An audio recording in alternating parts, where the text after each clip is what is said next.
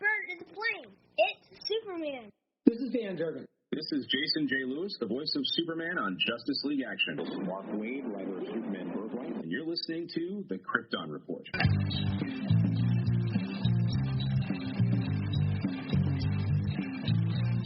The Krypton Report podcast is dedicated to all things Superman, Supergirl, and the planet Krypton. We discuss movies, TV, game, comics, and all things DC.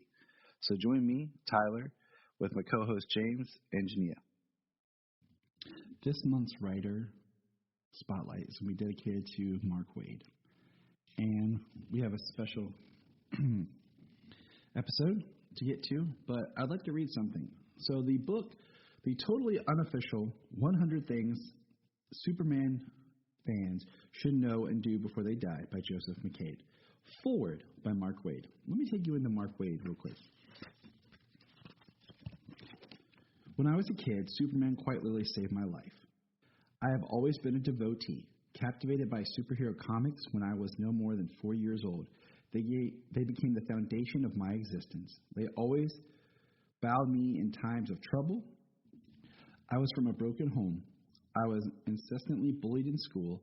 I wasn't handling any of it well, and the darkness of my depression had me.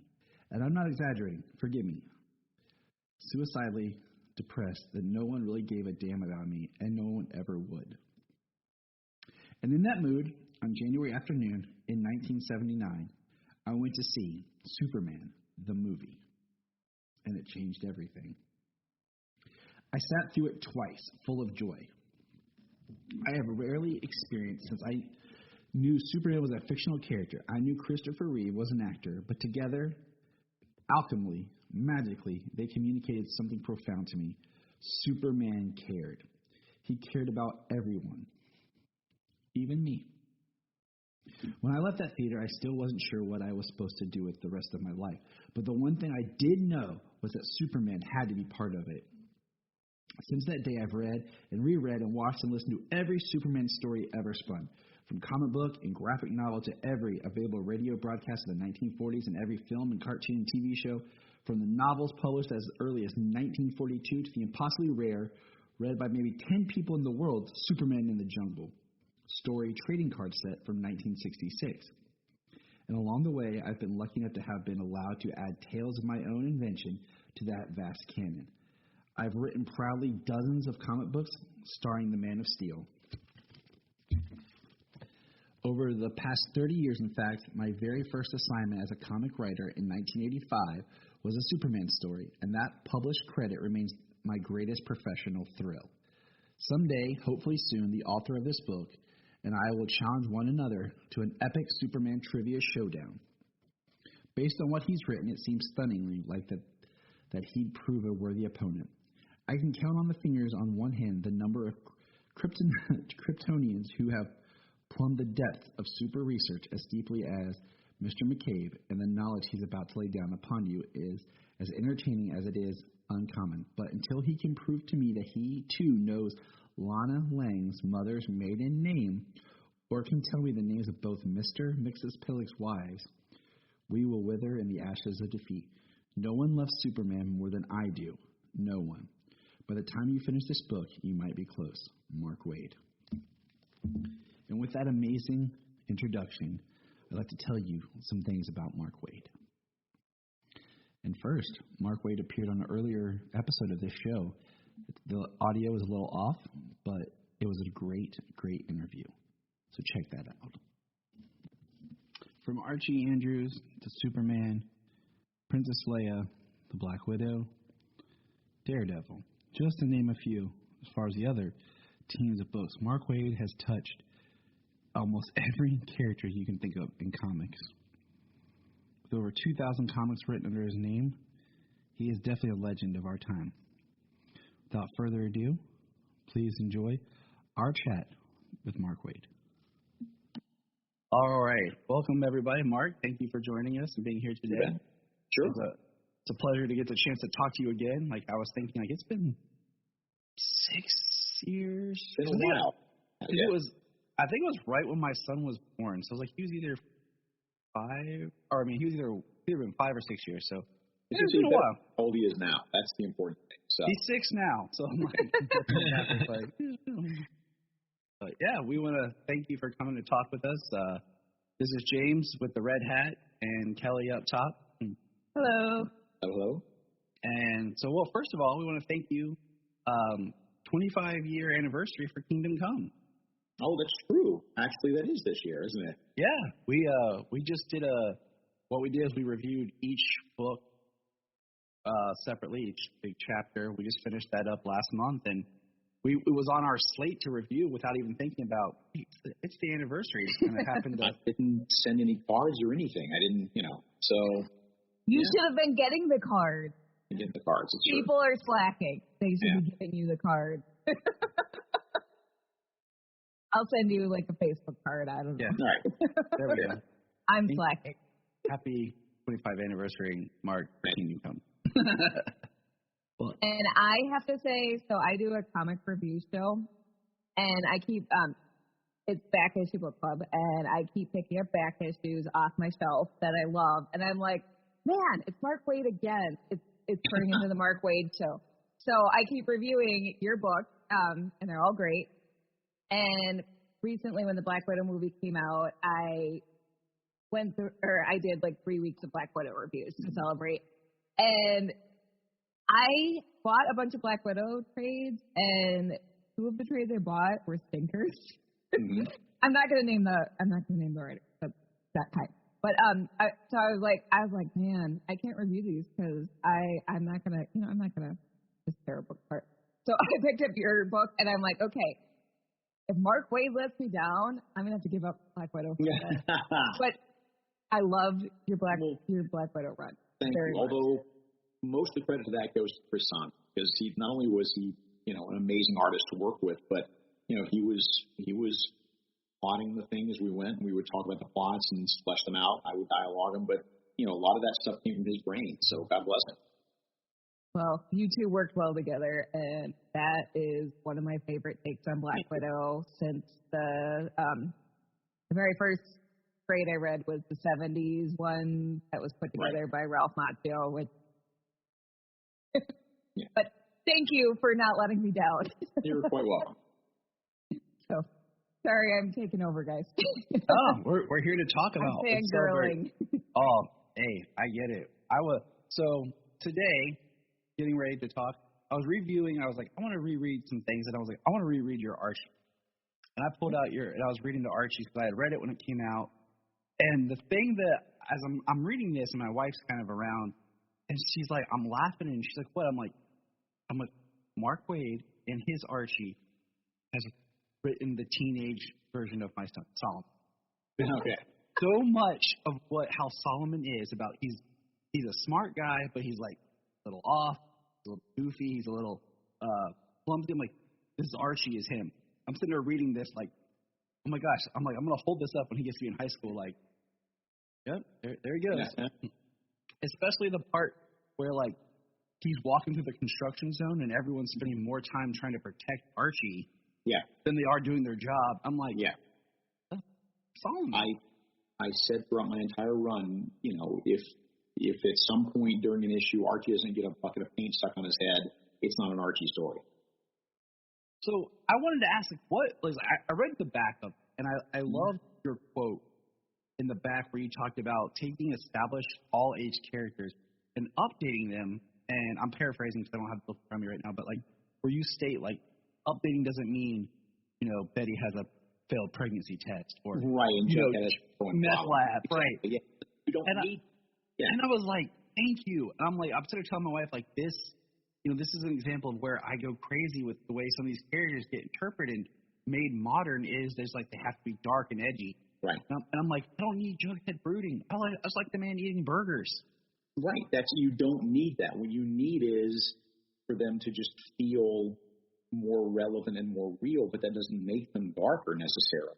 I mean, not every kid in school has a goddamn heroin problem. It's, they don't all deal with unwanted pregnancies. It's okay that these kids are not dark, and it would be wrong to impose that on them. That's not what they're designed for. That's not what they were created for. And you can, you can do the occasional, like Afterlife with Archie or something like that as a sort of off-brand thing. But if you're doing the main book, it would be wrong of you to stray that far from the creative vision that was originally there.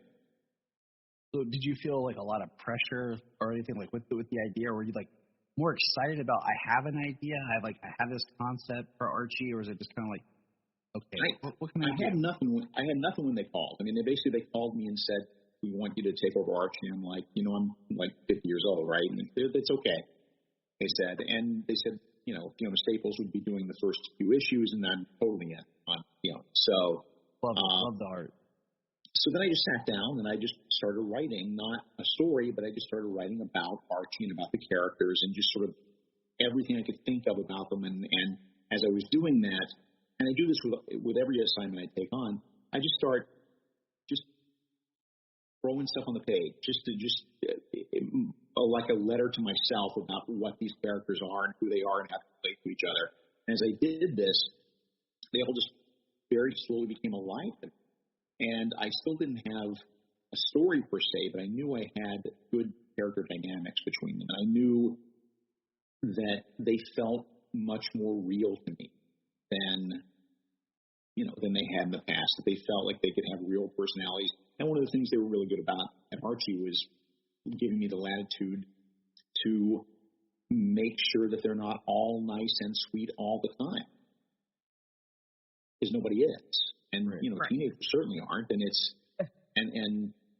it's okay to have somebody in the story be an asshole for one chapter, as long as we basically like them, because everybody has off days and everybody has days that create problems for other people. Sure, I do. Yeah. And I just want to throw this out there because I just I'm sitting here, I just kind of correlated this in my brain because it's been a long day. My son's middle name is Archer. And so like a nickname could be Archie, and then I just said what I said. So now I'm just like, Now you just got to draw a tic-tac-toe board on the side of it. You get it. It's all set. Great. I'm thinking harder now on this. Now I'm getting a little worried. Like, All right. Why don't we throw the questions to somebody else for a minute, then, while you scaring. This is happening. So what sort of research do you do when you're writing these characters that have been around for a while? Do you do a lot of reading what's come before? It depends on the character. I mean, the thing is, with almost all of them, I've been reading them all my entire life, so they're more real to me than most of my family. So, I'm not writing Aquaman right now, but I could sit down and do 30 minutes on Aquaman without breaking a sweat. So it's not so much, with more current characters, more recent characters, I go back and I read and I take notes and I see what's been done.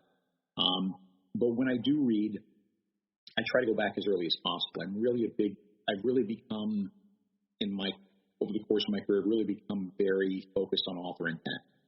I've become very focused on the idea that these characters have existed for a very, very long time. They've been around since before I was born, and they will be around after I die. And if I think I know exactly what that magic is, then I'm just being an arrogant jerk, because nobody quite knows. If everybody knew what that magic is that create characters that last 80 years, we'd be doing it every week. And we don't.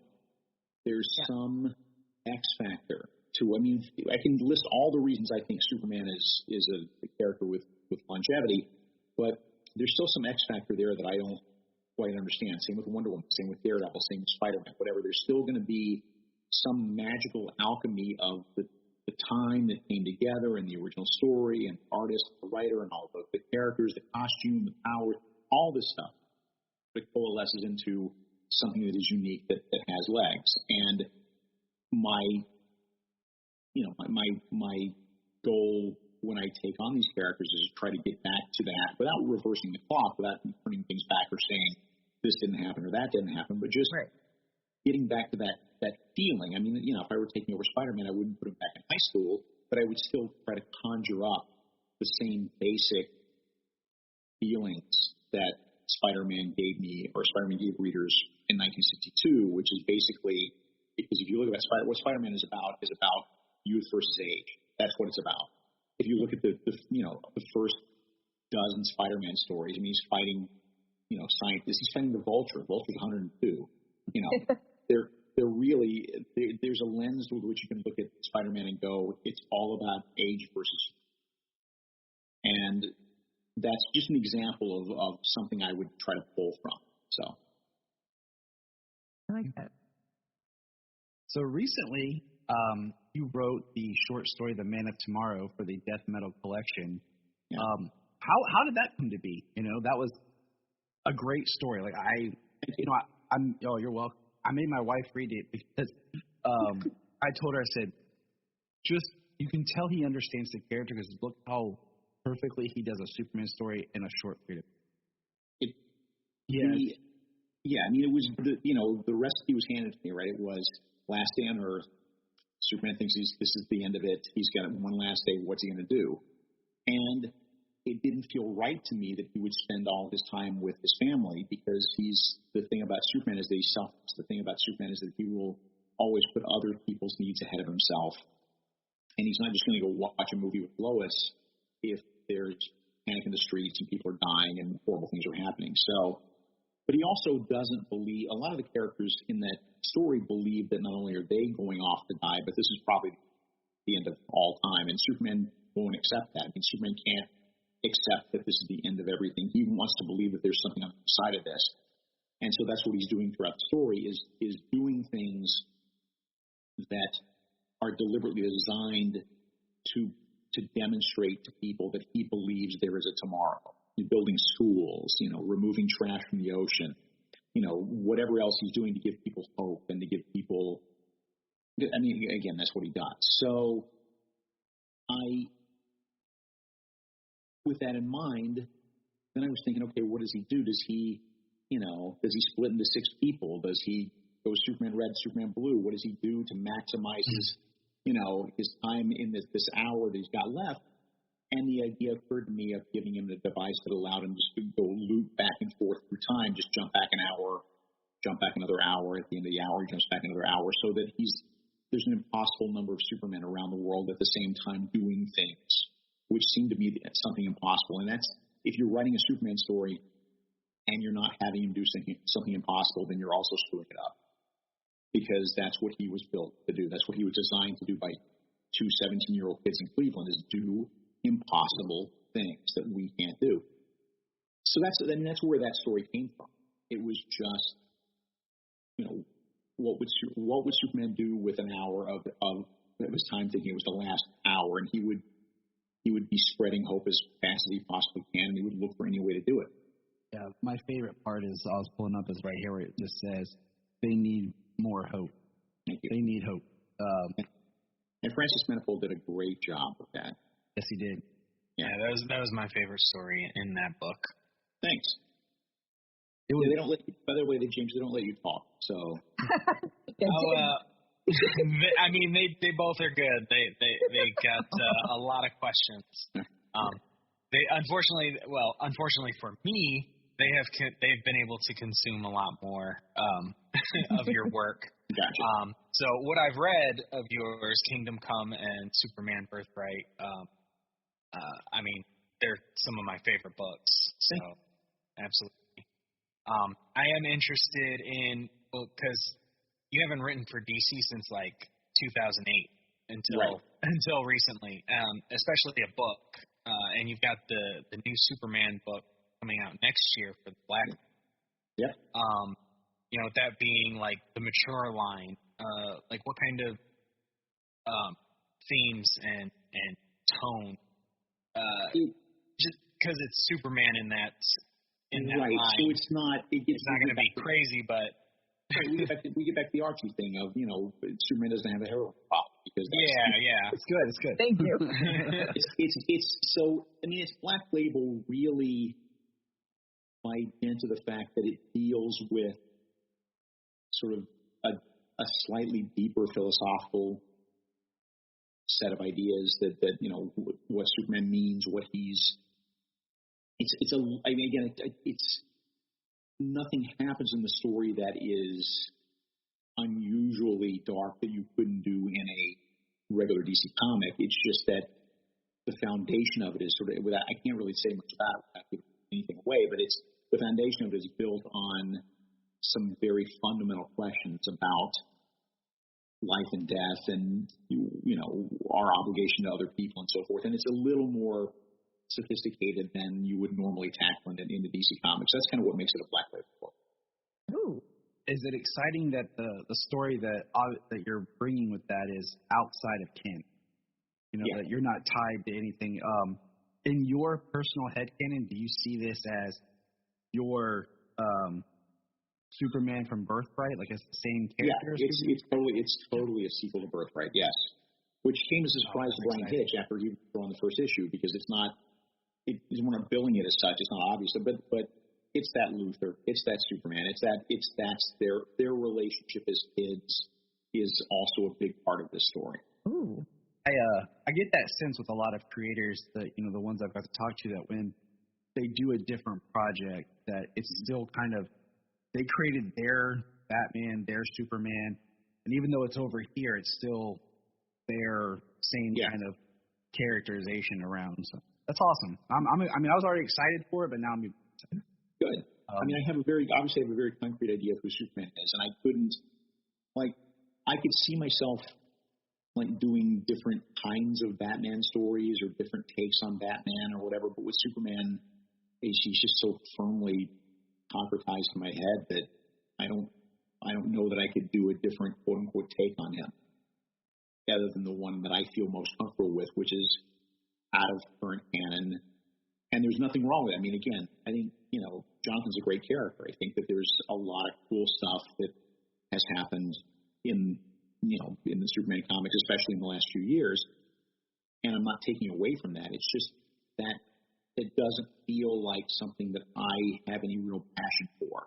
I appreciate it on a technical level. I think it's very cool that those characters exist and that those changes that happen in the mythos, and they clearly mean a lot to other people. I would never undo the marriage, because by now, most of the people reading Superman comics, they started reading them after Lois and Superman were married, so that's what they know. So why would you go tear that down? So, but that said, DC then is very nice and very good about saying, okay, we want you to do Superman, but you're not comfortable with the current status quo.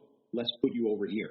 Let's give you a little corner where you can sort of give us your take on Superman, and it can be, it doesn't have to feel old-fashioned or Silver Age. It's just not with the changes that I think are probably awesome but don't feel right to me. Am I making any sense? Yeah. Oh, no, you totally are. Hard not to criticize the choices that have been made. It's just that this is, everybody's passionate about something, and, doesn't mean just because, you're passionate about the Cleveland Guardians doesn't mean you're necessarily passionate about the Mets. Absolutely. I mean, yeah, I think most of us, probably all of us here, are good with seeing like your version over here and somebody else's version here, and the canon version here. We're okay with seeing all those different versions going on at the same time. Yeah, he's a big character. You can do so many things with him, so why not?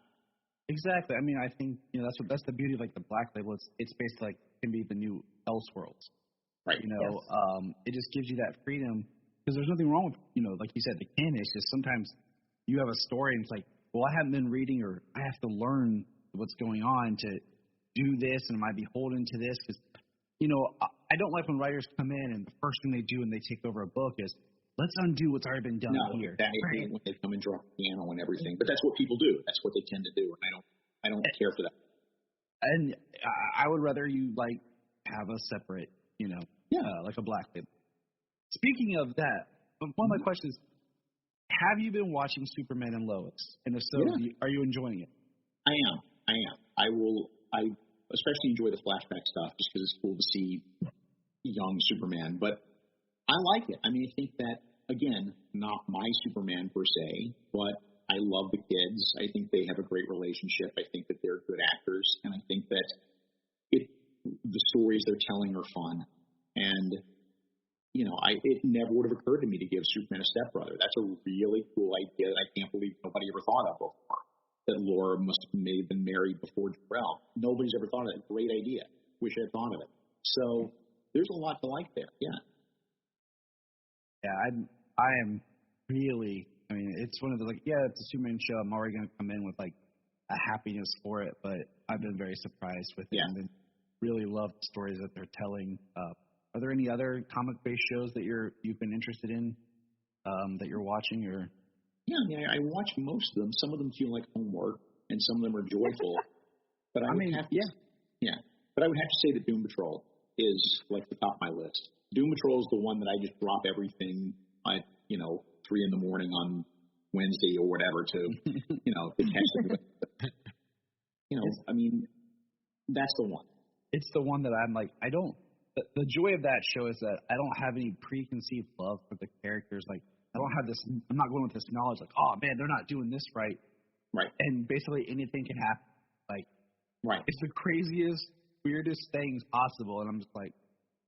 Whereas for me, I have such an attachment to like the Brain and Monsieur Mala and Gargax and stuff that when they show up, I'm like, that's exactly what they're like in the comics. But my favorite things about the Doom Patrol when they bring in those established elements because they're always exactly like they stepped in the comic book. They don't. That's awesome. They don't twist them. They just that's what Gargax looks like. Awesome. Now you also blessed us with another Superman base tale recently in the blue and red shorts. Yeah. Probably one of the most fun Mixospillic stories I've ever read. Thanks. Because it's completely like the opposite of. It's not Mixospillic messing with Superman. It's Superman messing with Mixospillic.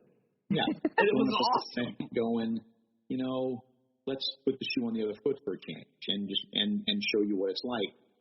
And it's with purpose because you get to the end of it and you realize it's really just to teach Mixospillic a lesson and give Superman an excuse to give him a long lecture, which is what Superman would do. It's not just a matter of showing him and then, being a jerk and then flying away. It's like, no, you got to lecture him. It's all told from Mixospillic's point of view. So my take on the way Superman's villains view him as they all look at him like he's Mitt Romney. Look at him like he's just this square, old-fashioned, oh, Jesus, he's going to give us another lecture kind of guy. He's not really like that, but I think that's their take on him. I feel like that's accurate. Yeah. I can see it. Had you had that story like in the back of your mind for a while? No, actually, I hadn't. It was just that when the offer was made, the first thing I ran to was Red Kryptonite and was told, we've already done a Red Kryptonite story. So what else can I do? And I just, with that felt like about 8 pages worth of stuff. There's so many other stories I had ideas for, but there's no way you could cram it into 8 pages. So this felt like about the right amount of story.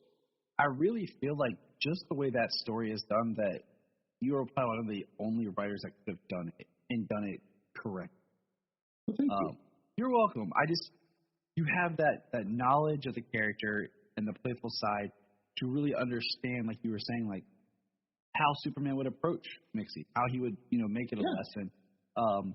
And I feel like reading, I really enjoyed those books, those anthology books.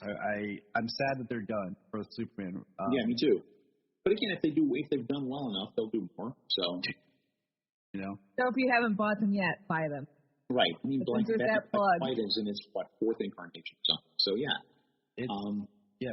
Number 4.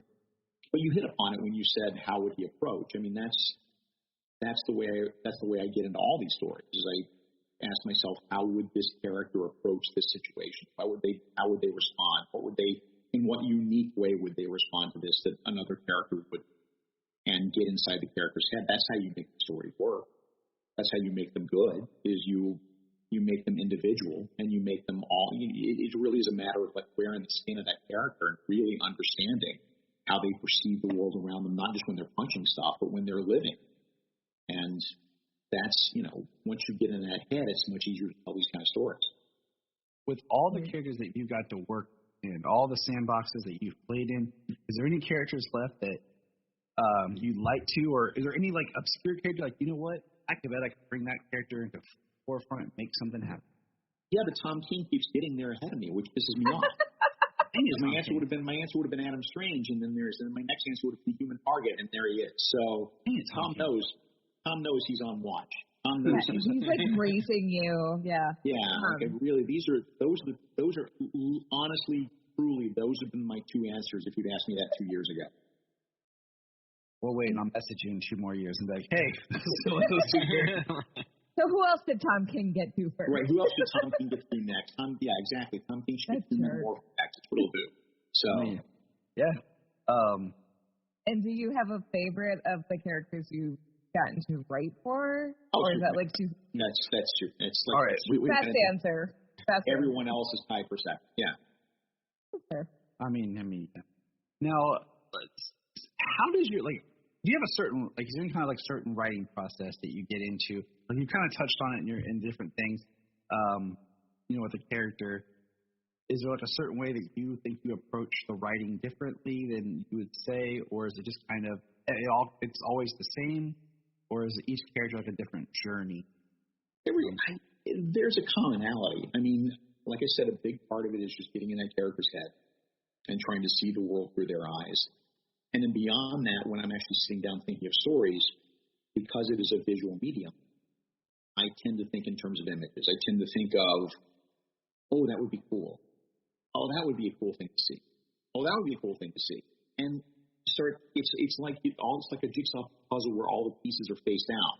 And I'm turning up the pieces one by one face up, and then I start to see how, oh, that's a cool idea for a visual, and here's an image that could link to this, because that, you get from point A to point B that way with the story, and you start to knit it all together into something that makes some sense.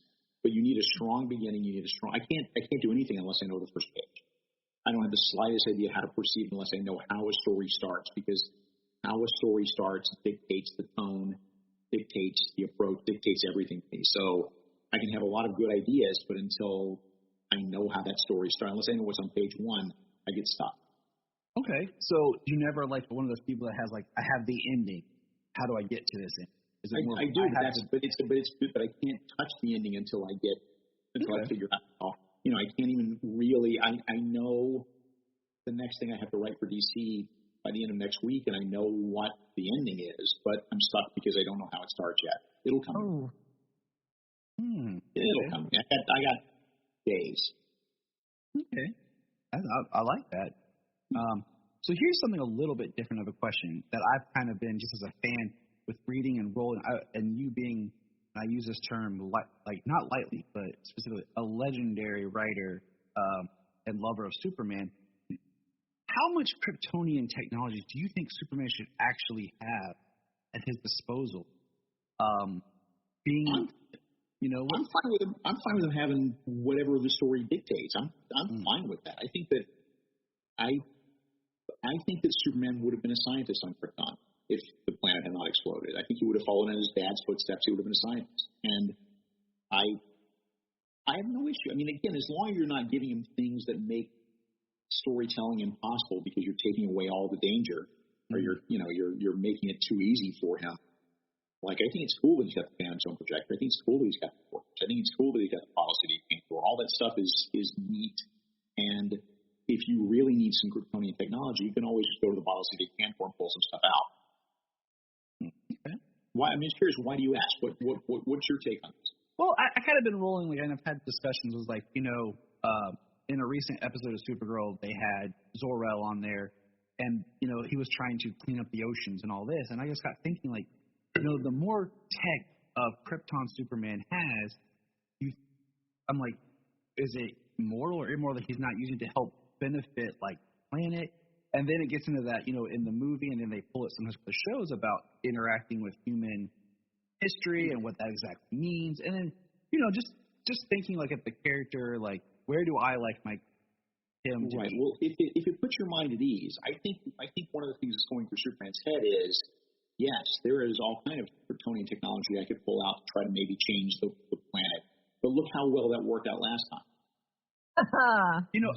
I always liked, in the animated film Superman Doomsday, where you see him actually trying to cure cancer, and he states, like, I can do all this, but I cannot figure this out. And I just like the idea that he's trying, he's failing, but he's trying, and it's just this, I have advanced resources, and I'm trying to Right. It's hard to tell those stories, though. It's really hard to tell those stories because by nature of the way the world works, he can't solve that problem because it cheapens the real world if he doesn't.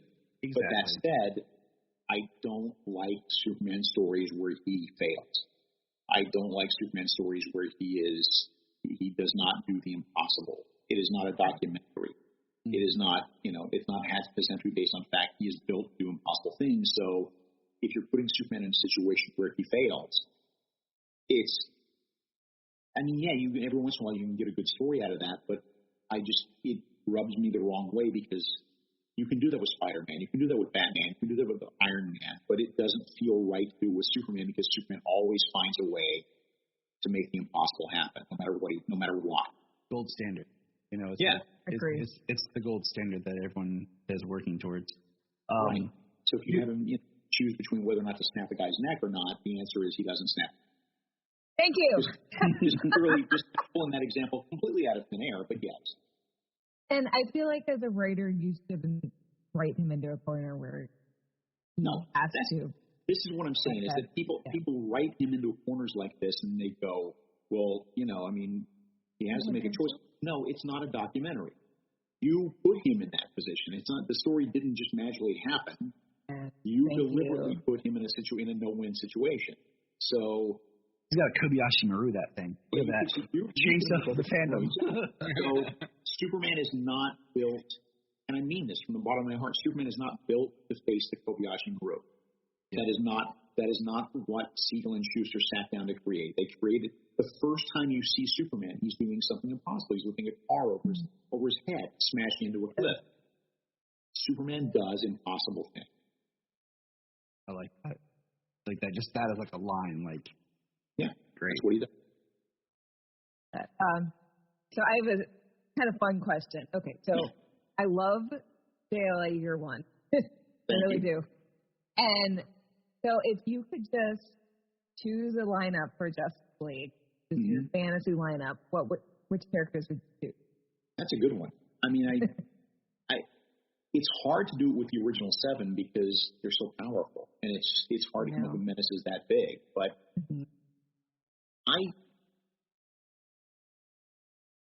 you're not going to like the answer. My answer is I can make anything work.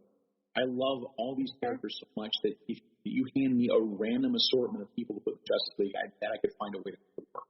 I bet you could. Actually, and that would be love a great that story answer. to read. Yeah. I mean, we're just going to take out the 7 worst characters. We'll send them your way, and then we'll come out the prize-winning story. I would read the heck out of that. Black Canary is actually my favorite character, so that's one of the reasons JLA. She was so much fun to write in that book. So much fun to write in that book. So I'm glad you enjoyed it. I did review. That was one of the ones I reviewed, and everyone was like, "Mark Waid wrote another Justice League story. You guys can come." I was like, "Oh yes." I've written a few. I've written 2,000 comics. I think statistically, probably if you have comics at your house, no matter who you are, statistically, I'm probably in your collection somewhere. Yeah. Well, I keep trying to shine a light on books that don't normally make people's top 25 must-read list. Yeah. So it was very gratifying for people to be like, I need to buy this book because I haven't read it and I love Kingdom Come. Thank you. So. Well, thank you for the plug. You're welcome. I also plugged your Leia book, and again, people were like, Mark Waid wrote Star Wars. I was like, yes, go buy it. I get around, man. I get around. That's the fun of it to me is how many different kind of characters can I write? Your Leia book was so good, and it filled in some plot holes for Leia, and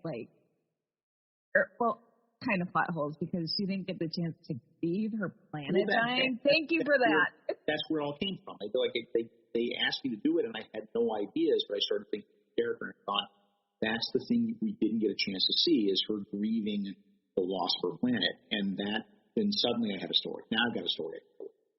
It was such a good story. Thank you. Really loved it. I cosplayed as that version of Leia too, and had fun with that. So, sorry guys, I'm fangirling again. There's a reason why I wanted you to come because I knew that you would enjoy this. Yes. So like I said, my show's been the Mark Waid show, basically. I mean, I really have given other writers, but a lot of the time have been yours. So thank you.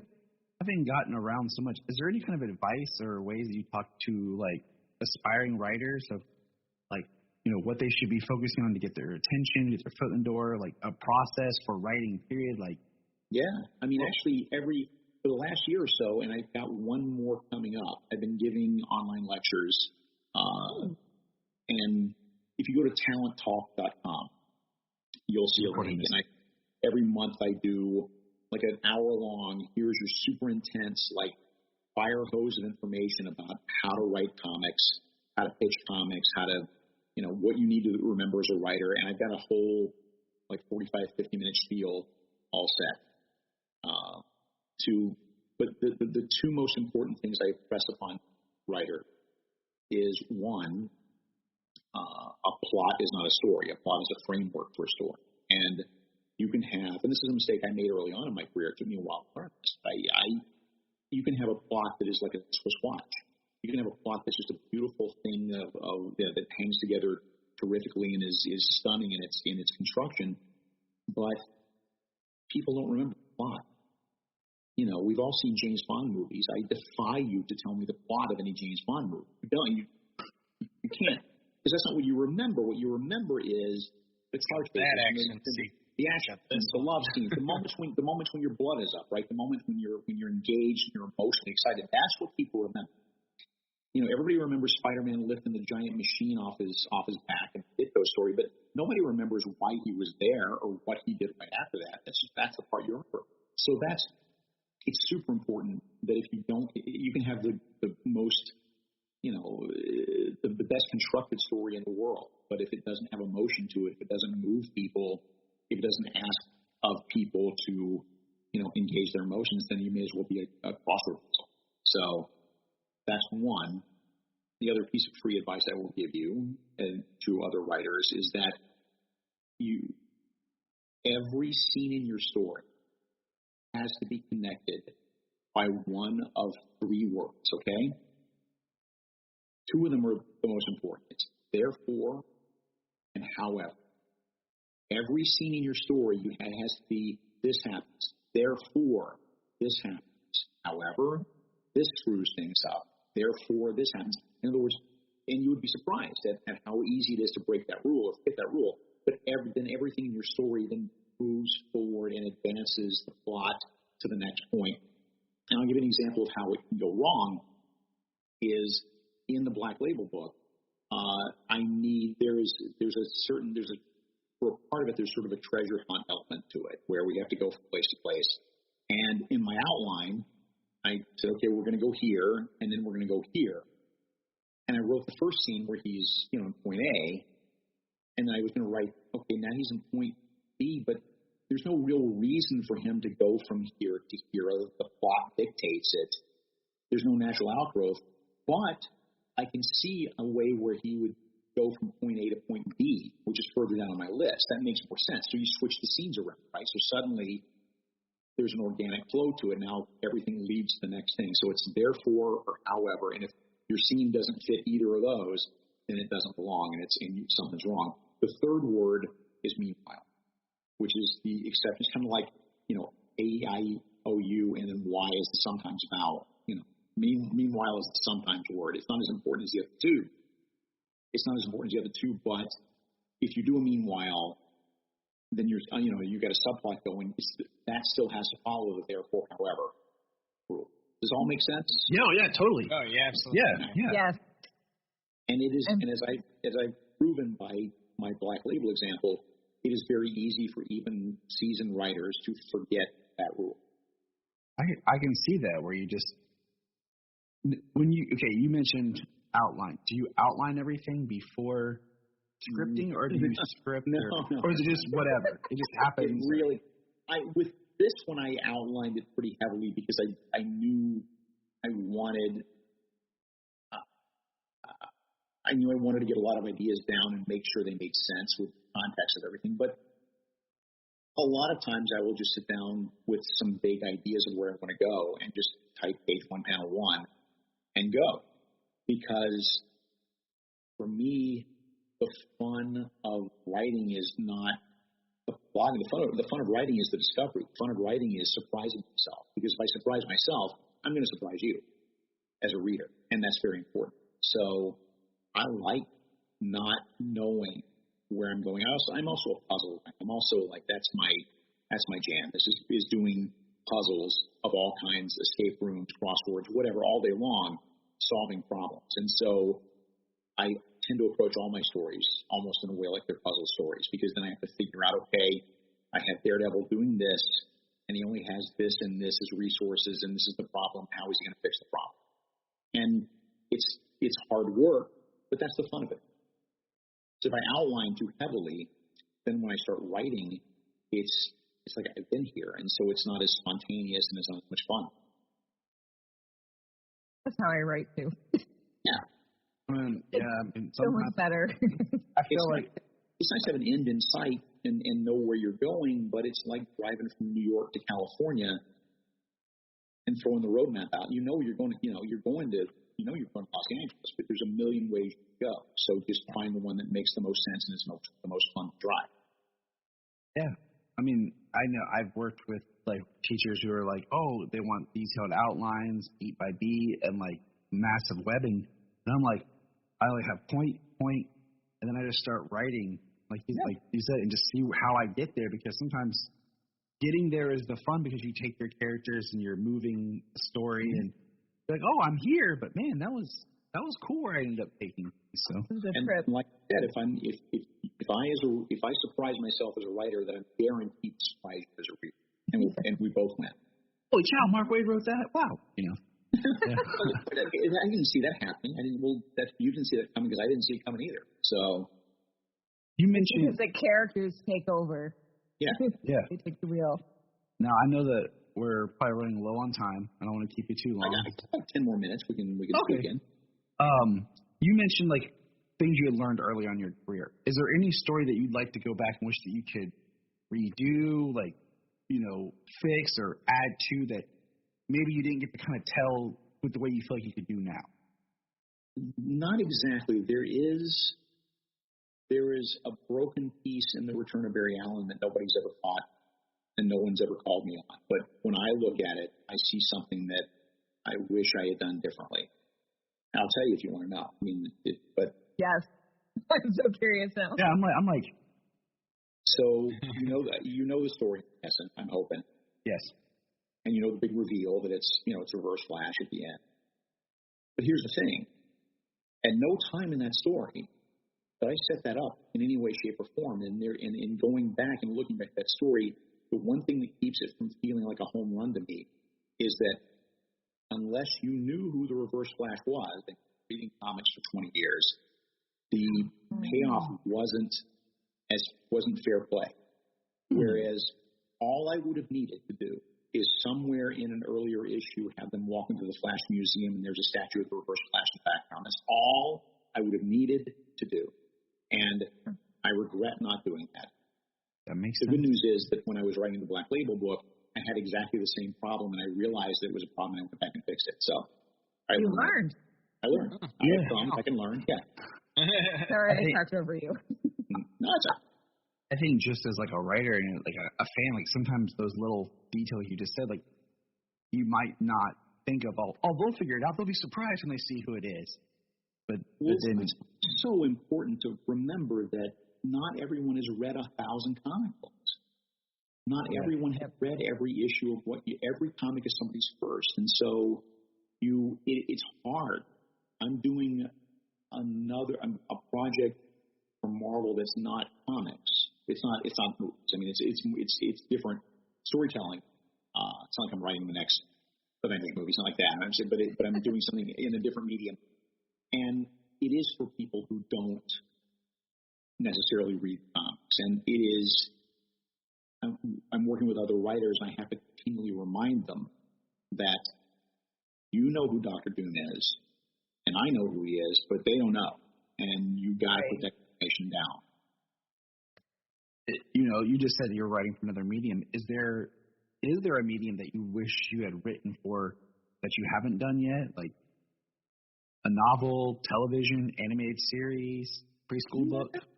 No, I mean, not really. I mean, I'm good. I think I found my comfort zone. I mean, the thing about writing bigger stuff, TV, movies, animation, whatever, is that first off, it's not as immediate. I mean, when I write, you're going to read in 3 months, 4 months. It's going to be really quick. Whereas if I'm doing a movie, it'll be 2 years. And secondly, if I'm doing a movie or TV show or an animation, a bunch of people get a voice. You get a bunch of notes, and everybody feels like they've got something to say about your story. Whereas when I'm writing, something for editor Tom Brevoort, we've worked together enough where I'm not going to get any notes not because I'm great, but just because I know how the system works and he knows how I work and he trusts me, and so he might give me a suggestion here or there, but I like, that's a good place to be. Is I know my craft well enough where I'm fine with getting notes. I don't mind getting notes. But I'm just saying that if I do get notes when I write comics, I'm getting notes from people that I respect and people who know what I do. Whereas if you're writing, an episode of a TV series, the network is going to give you a bunch of stupid notes like, why isn't there a robot dog in the story? Which, I would be in jail if I received that. There are people who give notes on TV episodes, I hear, who just give notes to justify why they have a job. Right, why they have a job, exactly. I'm a producer on this thing. I must have an opinion or else I will look like I'm not mentioned, therefore I'm just going to give you a stupid note. Comics doesn't really work that way as much. That's good. So and there's a reason why they hire you to write it, like you would think they're trusting you, like, hey, we picked you to write this for a reason. I do. You would assume that a lot of people would trust who they hire. I do seem to have earned people's trust, which is nice. So yeah. Well deserved. Can you tell us anything else about the Marvel project that you work on, or is it secret? I really can't. I mean, it's that's fair. It's secret. Origin. Anything I can tell you. It's secret. I mean, I think by this time next year, I think it'll all be out. I think all the cards will be turned over and you'll know what it is. But it's fun. I mean, it's a lot of fun because again, it's a medium I haven't worked in before, and it's a lot of fun. So, what else are you working on? Any other upcoming projects or more recent projects that people should know about? Or let's see. Well, again, got the pitch book, and I've got. When is that coming out? Do you know? I don't know that I'm aware of. So it's sometime in 2022. We're on Brian's schedule. So he's like December 30th, 2022. So there's that, as you saw. Before then. Right. And you saw the solicitations for that came out last month. I'm doing a story in Detective Comics 1050 that is sort of a launching of a Superman Batman series. So there's that. Are you going to be writing the Superman Batman series? Yeah. All right. Oh, I'm good. Yes. I'm good. And beyond that, I mean, there's little things here and there, but nothing we can really talk about yet. But that's the gist of it. I'm trying to think if there's anything else. There's nothing for Marvel right now, just because I've been busy doing DC stuff. And as you remember, I'm also publisher of Human Waid, so I have a day job. How's that? I wanted to ask, how's that working for you? I know that was more recent that you were appointed. My whole timetable, it could have been 3 years ago until yesterday. And so yes, because of COVID, everybody feels the same way because of COVID. It's working out great. And then I was consulting with them for a couple of years on doing their comics and doing their American graphic novels, and they tapped me to be publisher almost 2 years ago now, I guess. And if you factor in the fact that the world came to an end in 2020, it's going pretty well. We're doing a lot of books that I'm very proud of. We got one coming up at the end of this month, the end of November, that I love. It's a great book. It's called The History of Science Fiction, and it is a graphic novel version of just that. It is amazing. Super comprehensive. And it's written by a British author who did a version for France that we translated over here and then added a lot of stuff to make it a little more American based. But it's 200 pages, but it's going to take you like several sittings to read this thing. It's very dense, but not in a way that's dry, not in a way that it's not entertaining. It's fun to look at, and you're going to learn so much about the history of science fiction, because it's not just fact. It's also context and, sociological context, and how did this relate to this thing, and who was this person, and why was this woman important in the history of science fiction, and so forth. That's coming out in the end of November at some point, because of shipping delays and everything. Nobody knows exactly, but I would look for that. Yeah, totally. That sounds awesome. Yeah. The hardest thing is, as much as I love the comics medium, is I don't always get to read and absorb as much as I want, because there is a lot. Yeah. I always recommend people check out libraries. It helps, because so I feel like some of the stuff like you're talking about gets lost in the shuffle of some of the bigger things, especially when you have maybe a shop, your local shop isn't as up to on everything and recommends things. It can easily get passed over. So I'm glad to hear about that, because I'm excited to read. Sounds cool. Cool. Well, good. I think you'll enjoy it. On that note, any last questions? I probably need to. I was thinking 25 years on Kingdom Come here. Just a couple of years ago, last season maybe, we had Crisis and Infinite Earths over there on the CW. How do you feel that they brought to life some of the characters? Specifically Brandon Routh, because that was I was over the Kevin moon. Conroy. I was over the moon. I was having dinner with Mark Guggenheim, and in the early stages of it, and he was saying, "Well, we know we want Brandon Routh to be a Superman, and we don't know whether or not to try to let him continue the Superman Returns version, or maybe he could be the Kingdom Come version." I said, stop right there. That's what you're going to do. I'm not asking you. This is what you're going to do. And by force of will, it happened. And I think the great tragedy of Brandon Routh is that he's the perfect Superman, and he's also the last person in the world that Warner Brothers would ever call to be in a Superman, because of Superman Returns, which breaks my heart, because he's perfect for that role. And yet, except for the unusual circumstances like Crisis, they'll never let him wear that suit, which breaks my heart. Yeah. Me too. Mm-hmm. Yeah, it's a tragedy, because you feel the genuineness of the character from him just as a person. Yeah. And he was one of the Supermen that I have yet to meet, and I had an opportunity, but I wasn't able to do it, and I really hate that I wanted to meet him back before the world, destroyed itself. Same. So. Yeah. Well, thank you, Mark, very much. It's been an honor and a blessing just to sit here and chat with you. Always just wonderful to hear you talk comics and about these characters that we all love so much, and just the joy that it brings us from reading, but also just hearing about your writing process. And there's inspiration that just comes from hearing you talk. I'm really going to look up your lecture you were talking about and listen to that. So that's what I'll end up doing tomorrow. Yeah, take a look and see. I mean, it's a portion of the proceeds also goes to the Hero Initiative, which is the charity that looks out for comic creators in need. So there's a piece of it. So you're doing a good deed if you, All right, I'm the split. I'll let you guys get back to it. Thank you. Thank you. Thanks for the conversation. Thank you. Thank you. It's been great. Take care. Bye. That was awesome. That was fun. I was engrossed half the time. It's like, Jade is like, really? So, wow. I mean, just listen to him talk. Like, it's one of those things. Like, I can just listen to him talk, like, about the character. And if anyone out there listening, when this podcast episode goes up, I actually have recorded an intro to it, and I read the foreword that Mark Waid wrote in the 100 Things That Every Superman Fan Should Do. And just reading that foreword will tell you everything you need to know about how much this man loves his character.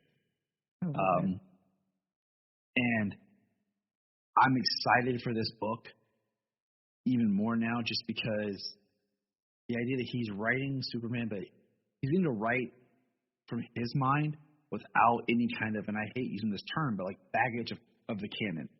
Mm-hmm. Well, Superman's over doing this or this. So I'm ecstatic. It's kind of like a continuation of pocket universe. Yeah, like the Mark Waid. Like I always say, like Scott Snyder has his Batman. Like when you read that, that's Scott Snyder writing Batman. It's all connected. When you look at the drawings of Lee Bermejo, it's always his Batman. He doesn't draw any other Batman unless it's like commissioned, like the '89 cover, or whatever. But it's his Batman, and this is like reading Mark Waid's Superman, which is my favorite. So Superman. Yeah, Birthright's still my favorite origin story. I could go on and on about that beginning. Like I love the beginning of that book a lot for several reasons, but I really like the story of him as Clark in Africa. Me too. And kind of figuring out and doing his thing and the lessons that he learns there. So it's awesome. So good. Kelly, thank you for joining us. Thanks for having me. Why don't you go ahead and throw out some... It's nice meeting you. Oh, nice meeting you too. Throw out some plugs for people who can find you and everything now, and we'll you have a proper ending to the podcast part here. Yes. Okay. So I've made it easy, finally. I have a link tree. Yeah. Linktree QR codes. Linktree.com/Phoneix Sister Cosplay. You can find my cosplay Instagram and Facebook. You can find my podcast stuff. Everything's on there. It's so much easier. I don't have to list off a bunch of links. That's why I love Linktree when I discovered that. And now that you can get the QR code, you'll see our QR code everywhere. It's just like, there it is. So, well, Kelly, thank you. And then, of course, we have James. James, thank you for taking time out of your busy life with your new child to grace us with your presence. Yes, thank you.